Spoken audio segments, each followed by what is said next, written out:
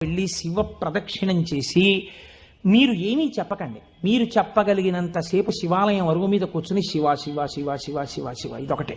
ఒక 42 రోజులు ఈ దరిద్రాన్ని మీ కష్టాలని అనుభవించి చూడండి అన్నారు. మీరు నమ్ముతారా?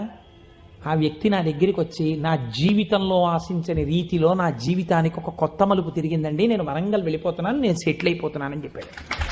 ఆ వ్యక్తే నాకు ఈ మధ్యనే మళ్ళీ ఫోన్ చేసి, కోటేశ్వరారు ఇప్పుడు నేను ఎంత ఆనందంగా ఉన్నాను అనండి, ఒక్కసారి మీరు ఏమైనా వరంగల్ వస్తారేమిటండి ఉపన్యాసాలకి, మీ దర్శనానికి వద్దాం అనుకుంటున్నాను, నేను కూడా కాకినాడ అన్నాడు. అయ్యా మీరు ఎప్పుడైనా కాకినాడ ఇప్పుడు అక్కర్లేదు, ఎప్పుడో తర్వాత వద్దురు కానీ నేను వరంగల్ ఇప్పుడు మాత్రం రావట్లేదు, నేను వరంగల్ వస్తే చెప్తాను, అప్పుడు మీరు నా దగ్గరికి వద్దురు కానీ తప్పకుండా దర్శనానికి అన్నాడు.